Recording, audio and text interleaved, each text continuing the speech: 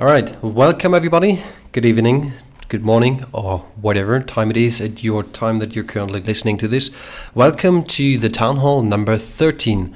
Today we have a couple of interesting topics that we want to talk about and that we want to discuss.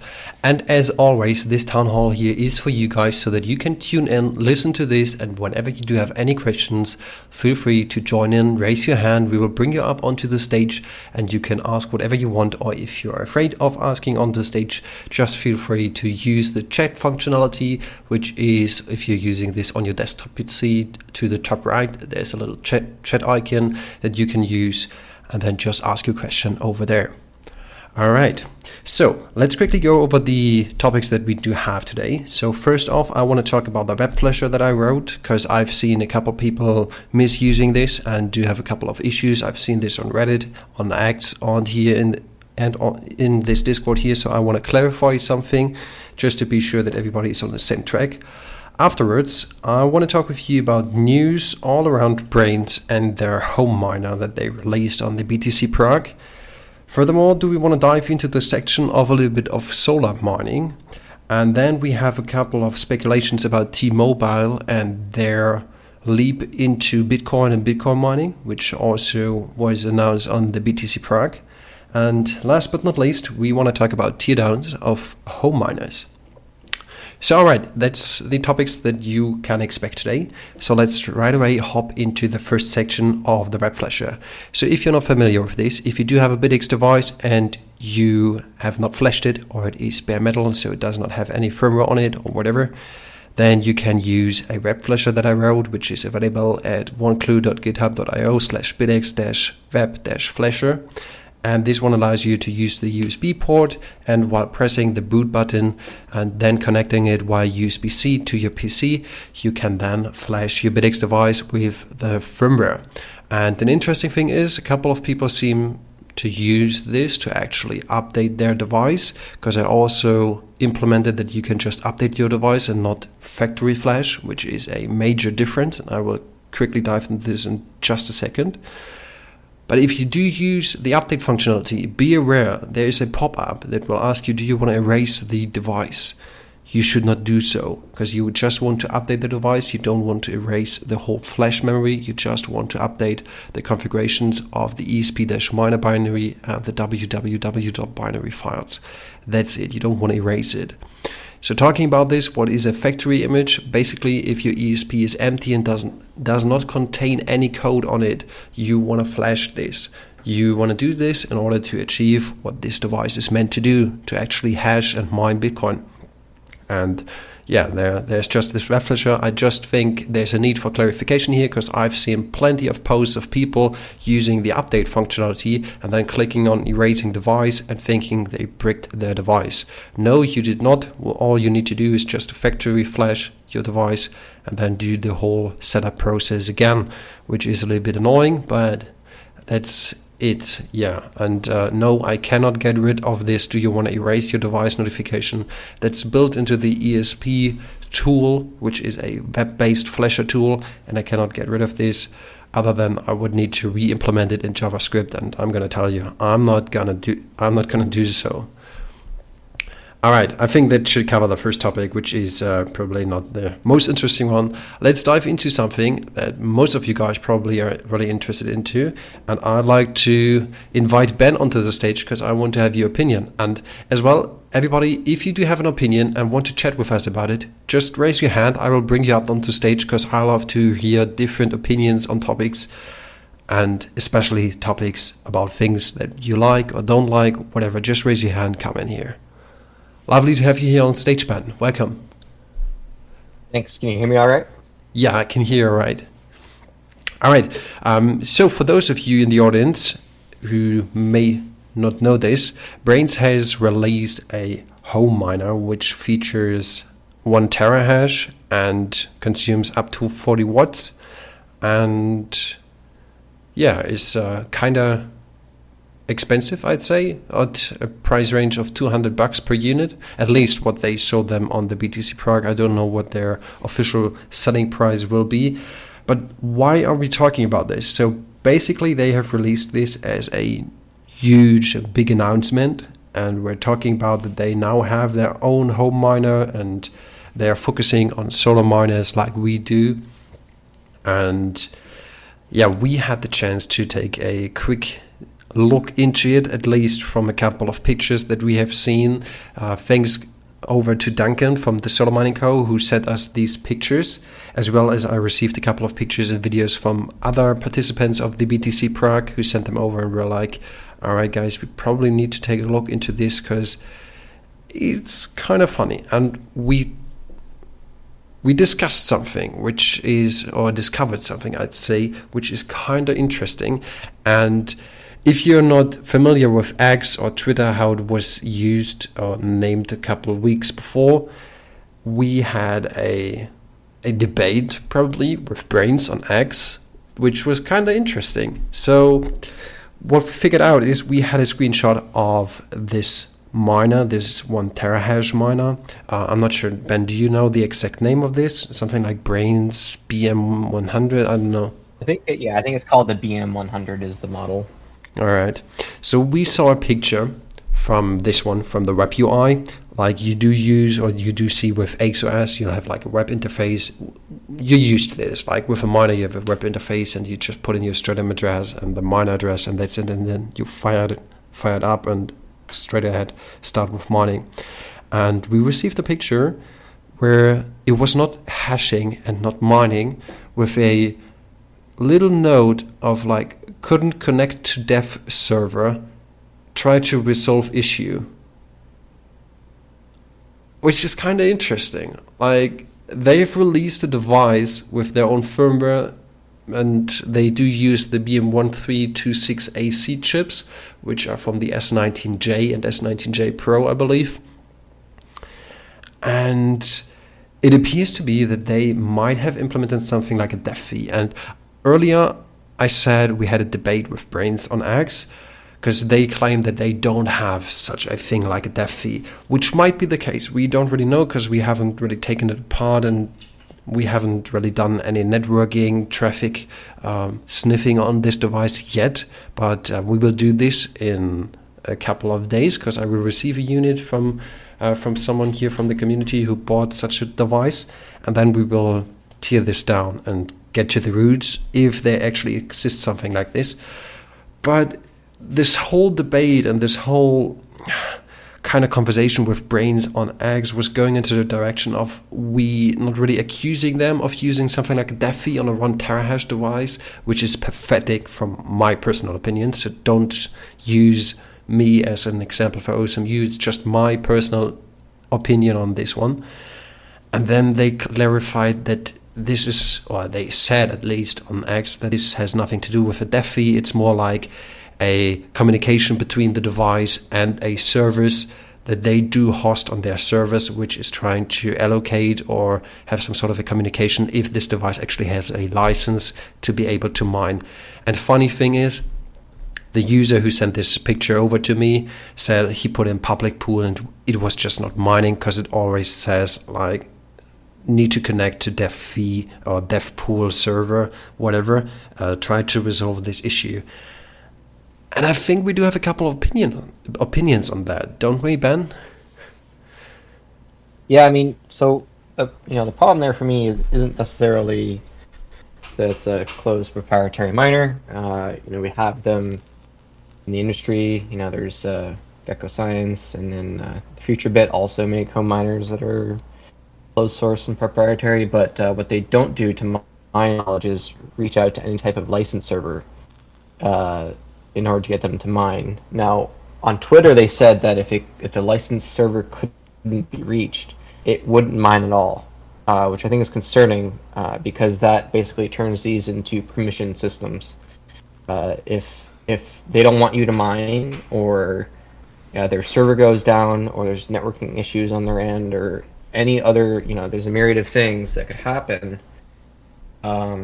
your miner won't work anymore.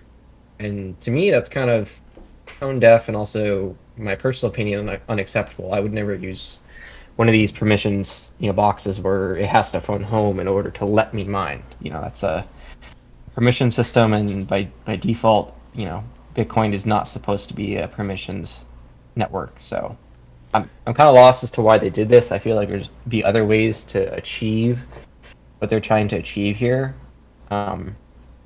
Especially since, because this control board is closed source and proprietary, they could put some sort of chip or just values in the storage to say that this is like a home mining device, and count the chips on it, or there's probably 100 ways to do it, but phoning home to some sort of centralized server to get permission to hash is, I think, kind of goes against the ethos of phone mining, and it was a bit kind of tone deaf for them to do, I think.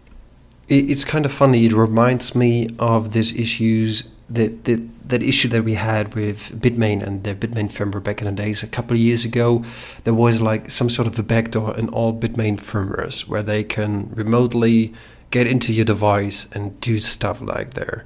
And this was discovered. That's the thing. I mean, yeah. Not only is it proprietary and closed source, is we also cannot see what it could be doing. Because it is phoning home, it could do any number of things. There could be a code that's returned by their central server that could permanently brick the device. Now, I'm not saying that's the case, but it could be. We don't know, and that's the problem. That's one of the reasons why we try to achieve a better goal with everything that we do here at OSMU. I mean, as I said, like it kind of reminds me of this issue that we had back in the days, and as Ben expressed, we're not accusing them or saying that they're doing such a thing. It's just like we can't really prove it without taking a look into it. And I try my best as soon as I do receive this unit to do this live on stream, to actually dive a little bit deeper into this, and probably off stream as well. Maybe we can actually get a little bit of the binaries from the firmware. We'll see. We'll dive into that, because they've claimed now that they don't do such a thing and they will never do.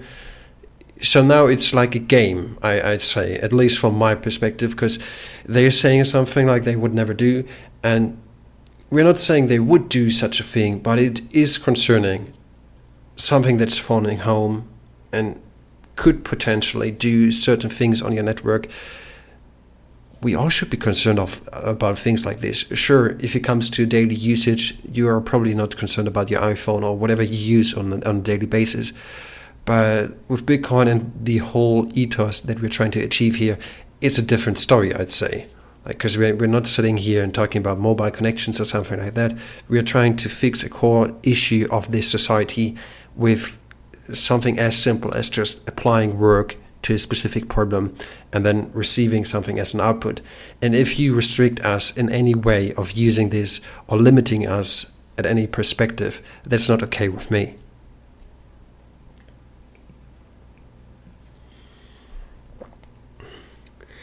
All right. I'd like to quote quickly Scott here. Scott said, and this can be read in the Breakroom channel, home miners are buying this likely unprofitable hardware to support the Bitcoin Freedom Money Network. Don't fucking allow your dumpster fire control boards on us chained to your licensed server. Which is basically a complete summary of what we just discussed here. Like,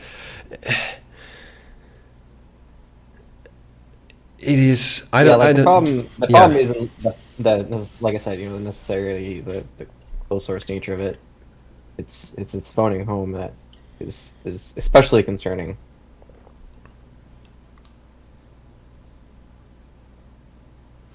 I mean, that's the reason, and this also brings us a little bit into a later topic of today. That's the specific reason why I did this teardown live stream with Scott yesterday or 2 days ago, I don't know, about the Avalon Nano 3, because we want to get more information about all these units. We want to actually know what they are doing, not for the sake of blaming somebody or accusing somebody of something, but we see there is this need. Bitmain has done bad things in the bad, and why shouldn't these companies also do so? And sure, you could now start a debate about if their fees are actually something that you should apply to Bitcoin mining or not, yada yada. That's a completely different story. But the thing that we as miners and we here in OSMU as developers are basically forced into the section that we need to check what they are claiming. Man, this what kind of society do we live in? it's frustrating, to be honest. Yeah, that's a good point, Phil, down the chat. He's saying that, in 5 years, if the company no longer exists, will you be able to use this? It sounds like you wouldn't be able to. And, with Brain's recent financial troubles, moving to, being an ample proxy, I think that is a large legitimate concern. I mean, especially tie this up to the topic of why the heck, and I'm trying to be here as polite as possible, why the heck does a device with four chips in there needs to phone back to check on a damn license for an already purchased product? Yeah, I mean, they don't want you to take this control board and put it in a full-size miner, I guess, and then avoid the dev fees that way. That's what their argument was on Twitter, which is, I mean, I'm kind of against the whole dev fee thing anyway. Like, just charge what it costs, like, to make the control board. Don't rent seek and, have part of my hash rate forever be part of your hash rate. But I mean, that's a whole another topic. I mean, yeah, from a business perspective, this is like a glorious situation for them. Like they get basically money for free for pure electricity. As I said, it's another topic. It's a whole different topic, to be honest. But yeah, I'm totally on your side. Like, why don't you just charge a little bit more for this device if it is that expensive for you that you actually need to put in a dev fee? Just charge a little bit more and maybe, I don't know, add a little bit more costs on the R&D side, and that's it. It's my perspective of it. All right. Do we have any questions or any arguments or opinions on this from the chat? Is anybody in the mood of maybe someone even thinks about it in a complete different story and is just not agreeing with us? Could also be the case. I'd love to hear your opinion on that. But we'll see. Yeah, I already dived into the topic of a little bit of this teardown ethos that we also kind of achieved here. Like, we do have the sniffing session with Decentral, with Jonathan, the CEO of Decentral, and with Scott on X, on Twitch, and on YouTube. We do this sometimes, not really that often, where we're trying to sniff actually serial commands between the control board and the hash board, which also belongs to the same topic, I'd say. Like, we need not only to understand how to use these chips, because this is probably one of the most important things of work that we could do, like actually understand what's happening between a controller and the actual ASIC device. For sure, this was one of the biggest steps into this, so that we could achieve with the Bitaxe what we can achieve these days. But also, it's on the other hand something like, all right, we need to investigate what's going on here. Like, if nobody is doing this, how could we be sure that what they claim is correct? And that's basically a simple explanation of what open source means for us here at OSMU, because we not only want to create something for the greater good of like educational content and people to actually understand what mining is, how it works, and what it means, but also bring back this ethos of just hack it a little bit, just try it out, and what could go wrong? I mean, not that much. Like, I've done a little bit of soldering on the Avalon Nano 3 yesterday from Philip, which was just amazing, and we were just able to sniff out a little bit of information of what these thingies are doing, and maybe at a certain point with a little bit more skill set, which I sadly don't have, you would be able to actually sniff more out of this device and maybe find out any issue if there is any in them. Yeah, that's the thing why I do believe it's needed to do such things, and why I try to do this, and why I try to bring this up on a topic basis, like here on the stage or on the stream, so that we can actually talk about it, because it's needed. It's like this ethos of don't trust verify in its finest, like pure gold. All right, I could talk about this hours and still be pissed about this conversation on X, but whatever. By no means am I any against Brains or whatever. They do perform really well, and the software that they put out is awesome. It's just like, it's not for me, you know? I wouldn't use it for the dev fee purpose and for the not open source purpose. That's just my opinion. If you believe it's the best case for you, sure, go for it. I mean, all we can do is provide education, call out nonsense when we see it, and I still think we're really far ahead of Brains, which is actually kind of surprising in terms of both pricing and performance. There's gonna be more to come. So, I mean, you're right. My strategy going forward is just kind of ignore it and move on. Hopefully, it'd be awesome if they came around and did something more aligned with, the home miner stuff with being open source and transparent and all that. Maybe they will, but I'm not gonna hold my breath. They don't really seem to have a history of that. Apparently, I think you can literally feel it right now in the market. So many companies are out of nowhere coming along with a home heater, little home solar miner. Guys, this is interesting. You produce something like this right now? Why? Why not like 5 years ago? You already had the opportunity to do so. It's interesting. It's really interesting. And this also brings up more... That's another kind of unfortunate piece is like Brains is like this pretty large company. They said they had like 100 employees. I don't know why they're trying to get into this relatively small, market segment, but it's kind of unfortunate just because, most of the players in this space are, just individuals or really small companies. And I just kind of feel like maybe this is a move by Brains to maybe bully someone out. I don't know. But it's just, kind of unfortunate like a big company tries to come in and take over, especially since they already have, the rest of the hash rate market to pander to. I don't know why they are trying to do this, but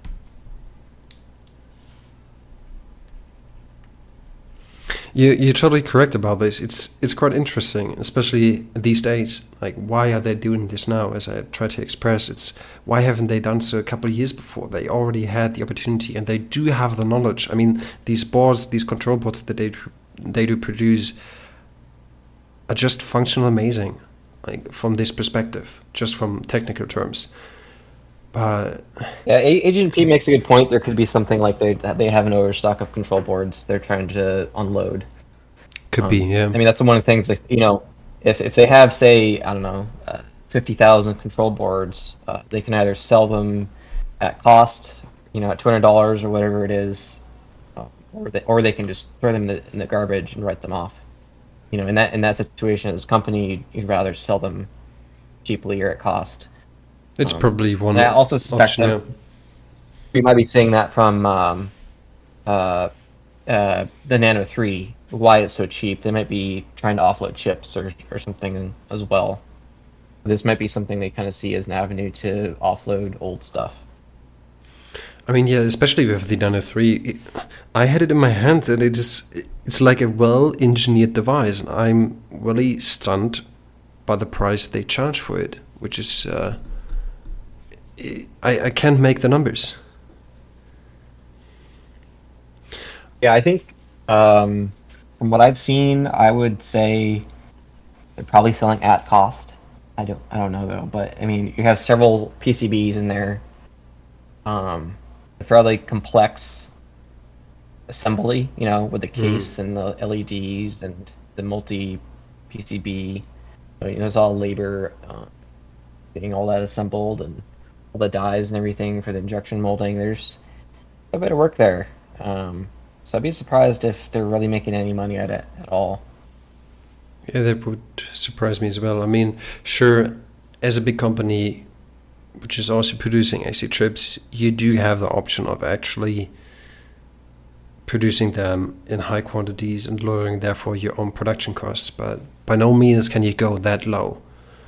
I mean, sure, if you do compare it with these Bitmain chips, and if you do take the newest ones, the BM1368 that we do see in the S21 machines, on the second-hand market, they're between $25 to $35, depending on which specific model you choose. So I'd say maybe, this is pure speculation now from myself, maybe they do have like a production cost of per unit between $7 to $10, maybe. I don't know, like I numbers mean, are I'm not. saying even if the chips were free, there's a lot of other components on that board. They have the advantage of having this homemade, ARM chip on it, but again, still not free. All resistors, capacitors, it's relatively high current. So, there's a lot of the components for that are pretty expensive, especially since they're doing USB-C power delivery. That's more expense and complexity to do the high voltage conversion down to, what was it, 3 volts we measured, I think. 3.3 volts So I measured there's a here. lot of stuff there. Yeah, and in addition to you have to pay your engineers, to that made the thing in the first place. It's not like us where we can, everyone's kind of chipping in. They have a staff of paid engineers, and then of course the case too. Someone had to design the case and then make dies for it, injection mold. So there's a lot going on. Yeah, it's weird. As I said, numbers don't add up here, and yeah, you're totally right. Like if you do calculate everything in, something is weird. Especially like the starting of the Avalon was on Indiegogo, I believe. So they charged upfront for this, which is okay if you're a small startup, but not as a big company and you're already established in the market, which is weird. It just adds up to the overall concerns that we do already have. But whatever. I mean, I'd be interested to see in maybe a year from now to see if they're still pricing as low as they are, or is this some sort of introductory price just to basically break even and pay for all the tooling and everything. We'll see. We'll see. In 1 year from now, we will do another town hall and we will discuss that. I'll mark the date. Alrighty. Do we have any other opinions on the news about brains? And by the way, a good topic that also belongs to this is NiceHash is now working together with Marapool, if I'm not mistaken, and they released their NiceHash firmware. And it just from the banner that you've seen, or that I've seen from the BTC Prague pictures, it just appears to be like a Brains 2.0 version. You have a depth fee, you have auto tuning, you have improved functionalities over the original Bitmain firmware. It's kind of funny how now these companies do dive into sections where they think they can make more money over in the long term. Like with their fees, you basically get 2% for free for the rest of the lifetime of this device, which is just nuts. Have you seen the pictures, Ben? Yeah, it's I don't know what the fascination with kind of like this dev fee rent-seeking taxation thing. I guess it's effective, is why they do it, right? Probably. Would you pay $1,000 up front for this thing? No. Would you pay, $100 over the course of a month or whatever? Some people don't care. But it's unfortunate, like these people are coming in and like trying to extract value from like your chips, electricity. You're putting in all the time and effort in, and they want to just like take it for free, covertly, kind of boil the frog style. You know what I would be interested in? And this is just some future thoughts of myself. It would be funny to test out with all these control boards that do have this depth fee baked into them, if it is actually possible to let the initial acknowledgement of this communication pass through, so that the device is thinking it does have a communication with the depth fee server, and as soon as it is trying to submit any shares, just drop them on your IP tables. It would be funny to test this out. I'll probably write this down. Maybe this is possible to do. Yeah, it's definitely possible as long as they're not using HTTPS with pin certs. Because that would be one way to actually, possible. Yeah, that would be actually one way of dropping the dev fees. I mean, you would be wasting a little bit of computational power, but you no longer support these companies by this taxman that they do implement there.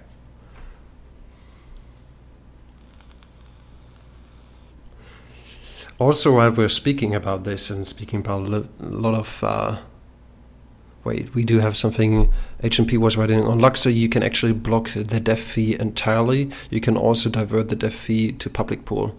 Interesting. Really? I have no experience with any of these dev fee boards, so I've never used any of them, so I have no experience with them. I thought if you, and that's my knowledge about brains and their control boards.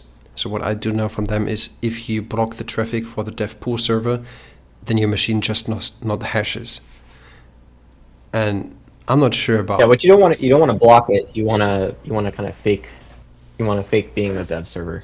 Correct. Spoof it, rather than block it. Yeah. But HMP is now writing in the chat that you can actually block the dev fee entirely on Luxor OS, and that you can actually change or divert it to the public pool, which would be interesting. Yeah, it depends how they handle that like response. You know, whether they just continue on or they do a brains and just shut down. Interesting. Would definitely be a complete new topic to dive into. I'll write this quickly down here. Dev fee deep dive. Alrighty. While we're talking that much about hash rate and stuff like this and dev fees, Ben, have you recently acknowledged that the hash rate on Ocean is massively dropping?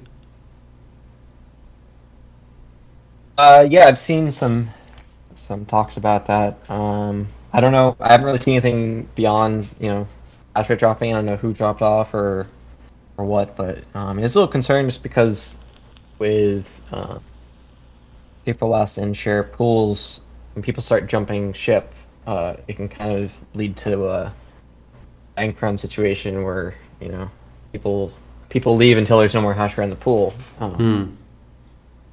because the payment windows get longer and longer as the distance between when the pool finds the block get longer and longer. So there can be a point where as a relatively large miner, you may never get paid.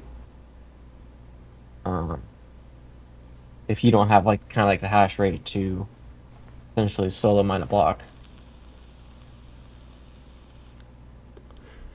I mean, sure. In the end, mining a block is always some sort of a gamble. You have no actual. You should calculate, or you could actually calculate it. How high are your odds to actually find a block? But in the end, it's pure gambling. Like either you find a block or you don't. It sounds stupid, but that's it. That's one of the things. Ocean really was catering towards these really, larger industrial miners. Mm-hmm. And that's certainly one of the disadvantages of doing that. If you have one or two really large people leave your pool, you can see you're cut in half like that. Versus, if they were catering more to kind of like the club guys or whatever, you're not going to have thousands of people move off your pool overnight unless there's a serious issue, right? Correct. Or if there's a major pool drop down or whatever. Right. So, I mean, that's one of the risks of really large entities that we're trying to eliminate. Maybe someday that hash rate can be replaced by thousands of people rather than just a couple. Yeah, that's an interesting topic, and that's also what we're trying to achieve with public pool. Like, we have plenty of people, thousands of people that are running the devices, and with a Bitaxe device, you don't really care if you now get a block or not, because currently with public pool, we're sitting on solo mining purely, So either you find a block or you don't find a block. That's it. But these people that are running Bitaxe currently, they don't care, which is completely different to these industrial miners, as you pointed out. Like, they do need income. They need to pay the taxes. They need to pay for their electricity, which is kind of a bummer to me. Like, we've seen this drop off from like 1.3 exahash to less than 400 petahash currently on Ocean, which is kind of interesting. So they have not found a block in the period of the last 2 weeks. So what are these mining pools or mining operations now doing? Are they actually sitting off this loss that they do have? I don't get it. It's weird to me. I mean, they must be. Kind of a silly thing to do, I think, but, you know, if you don't find a block within enough time and you're a business, you can't kind of take the variance. You have to leave, otherwise you go bankrupt. Correct. Which is unfortunate, but that's the pure hardness of the mining industry. I mean, you're not running any specific home heater at home if you can't afford to pay the electricity for it, right? It's just basically the same. Industrial miners need to be more tolerant of variance. I think that's one of the big problems I see in these large industrial miners. Is the reason they're all using these proxy pools and they'll pay per share and all that kind of stuff is well, I mean, two reasons. One being they don't really want to mine; they just want to rent hash. Correct. For tax stuff. But the other reason being they can't handle the variance, which is silly, because if they can handle the variance, it'll be a more profitable business overall, right? Because most full pay per share pools charge higher fees to use the service versus the pay per less end share. Correct. And then a lot of them, you know, could can take things like out-of-band transactions, stuff like that, covertly pay themselves and not pay them out to, you know, the miners. If you have like a miner like Ocean, you know, like a pool like Ocean that pays at the Coinbase, theory, you know, you stand to make more money. Sure, you could always just be this kind of guy on a podcast and just say, sure, we can fix this issue. We just need more hash rate. Yeah, it's one point of actually fixing the variance, at least at a certain extent, but you're not really capable of handling variance or actually changing it, because that's how Bitcoin functions. That's how it works. That's how the mining process actually works. It's just a problem with these really short time preference companies. You know, the reason they're doing this because they want to see those really even, consistent profits from like day to day, right? But if they had a longer time preference, or more than a day, or even just like a quarter or whatever, you know, they'd make more money in the long run. Whether it be using a Coinbase payout pool or solo mining, you know, they stand to make more money that way, but they don't, because they'd rather get the consistent payouts and just rent their hash.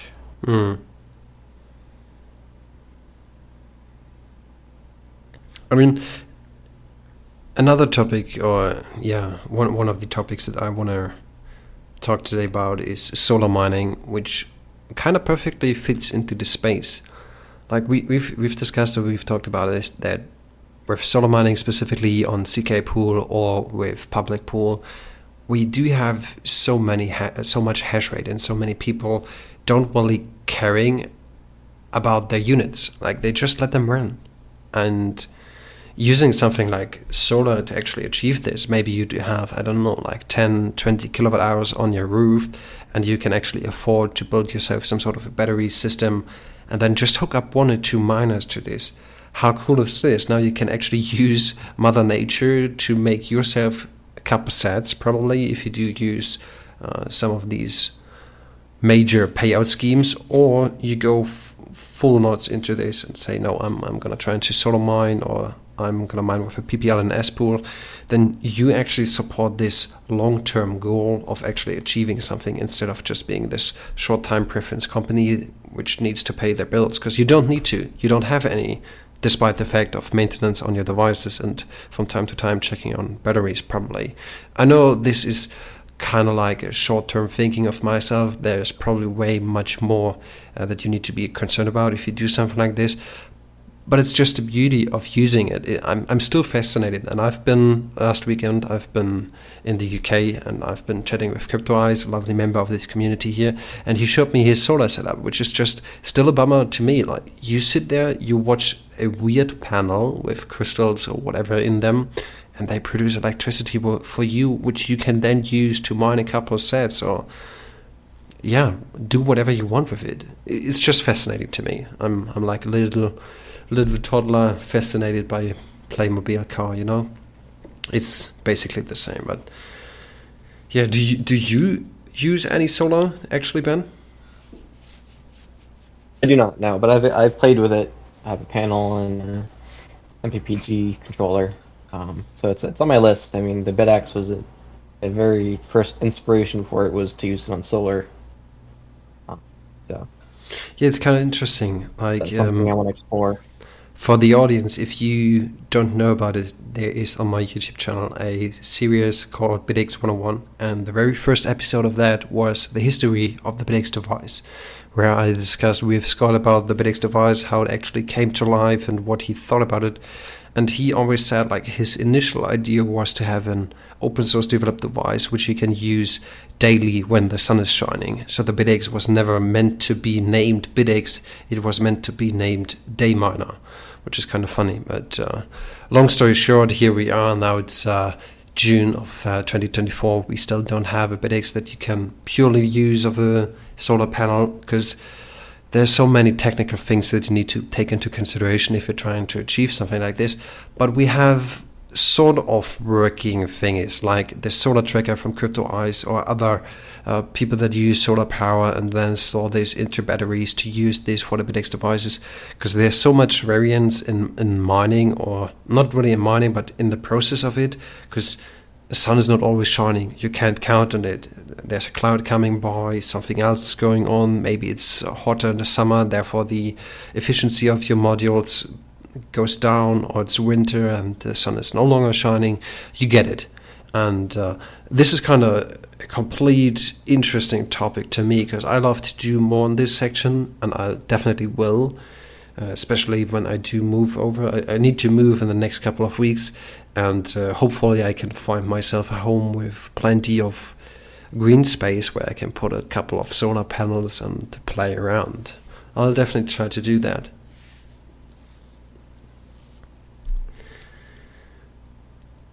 Alrighty, thanks Ben for being here. He needs to go. Alrighty. Despite that, as always, I suggest you to check out this Discord, especially for these people listening to this later on. If you never have been in Discord, just try it out. You can find our server at discord.gg/osmu. Feel free to join in there. We are always open for everybody. Come in, ask questions. Maybe you have any cool contributions that you want to do to OSMU. Whatever, just do it. You can only benefit from it, and especially you can benefit knowledge from it. Alrighty, for you guys here in the audience, if you do have any questions or want to come up onto the stage and share your opinion about any topic, feel free to do so. And I'm gonna go over to the last topic of today. Is a little bit of speculation about T-Mobile, which is a German-based company. And it's kind of funny. They also have been to BTC Prague, or the BTC event in Prague. And I've seen a short video about someone from this company claiming that they already use the infrastructure of T-Mobile to run nodes, to run Lightning nodes and stuff like this. And he kind of expressed that they are also planning to get into the section of mining. And I just want to share my thoughts with you, what I do think about it, because I have a couple of opinions on this. And maybe you guys agree or disagree. Let me know also later down in the comments if you want to do that. Feel free about that. So the first things that come up to my mind are a little bit... I'd say not really that fascinated about this topic. I mean, I love new people coming into the section, trying out mining, trying to get into this market. Especially as a company, I think it's a huge risk for a company to get into mining, because if you're not using FPPS or PPS, you don't really have anything to calculate with. As we expressed earlier here with Ben, it's kind of hard for most of these companies to actually make some sort of a prediction how much money they will earn this month if you don't have any sort of consistent payouts. That's one thing.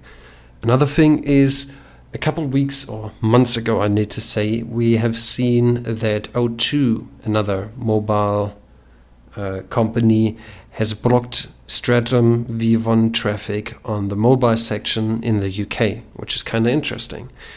And now T-Mobile on BTC Prague was announcing, or not really announcing, but they gave this hint, like the moderator was following the dude off the stage and was like, "Hey man, what does this mean? Are you actually starting to get into mining?" And he was like, "Yeah, maybe, you'll see." Which is, it just leaves room for you to speculate on this, which is also really interesting, I need to say.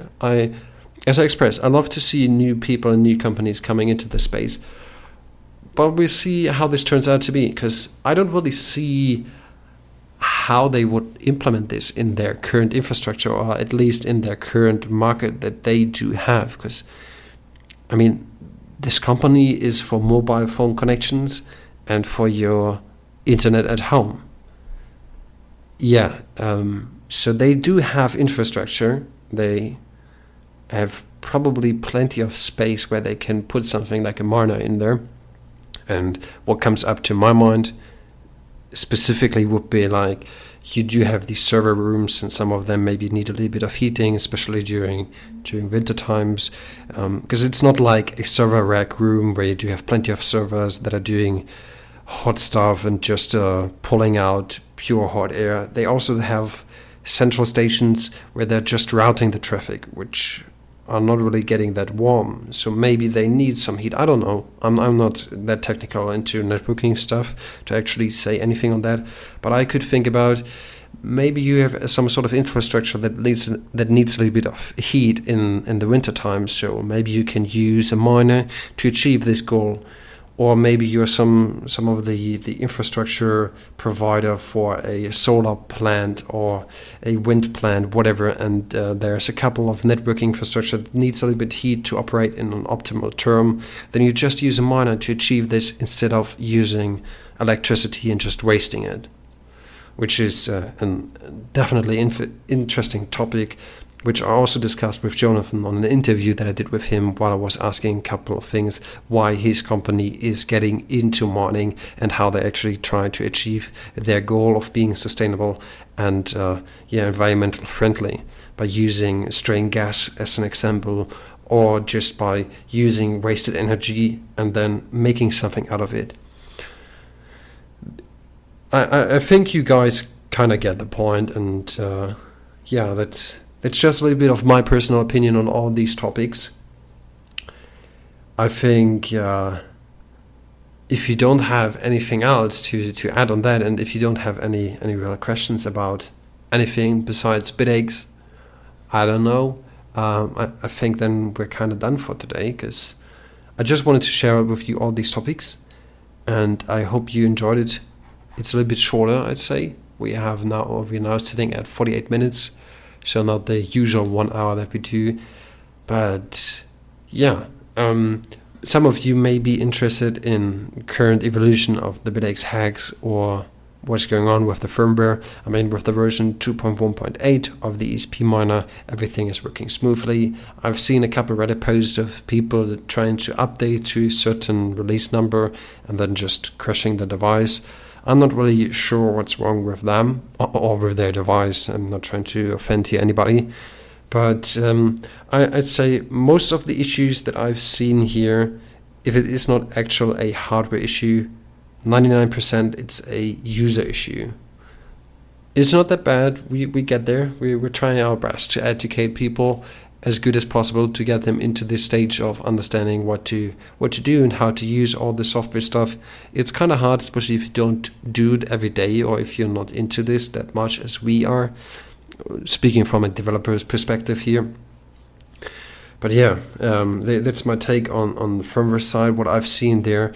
And lately we have seen a couple of improvements for the firmware for the Bitaxe Hex from Nebula Miner. Huge thanks out to you. And yeah, for the hardware, I think, yeah, it's sad that Ben already has gone now, but he is going to produce some of these pre-samples.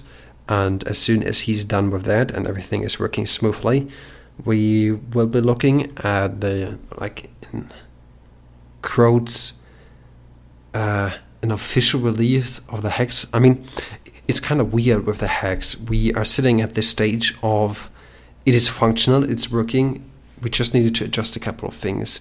And yeah, we're just getting better every day. I mean, hardware-wise, it is done. You could basically take everything from the Bitaxe Hex branch and just send it over to PCBWay or whatsoever and just produce your own one, flash the firmware, there you go.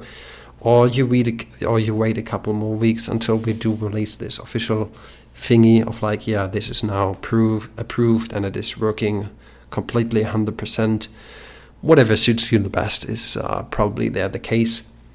Yeah, that's my take on this. I will end this session then here. I thank everybody for tuning in. I thank you for listening to this. And yeah, tune in 2 weeks from now, because this town hall appears every 2 weeks. So it's bi-weekly. Thanks for listening here, and then see you in the next town hall. Goodbye.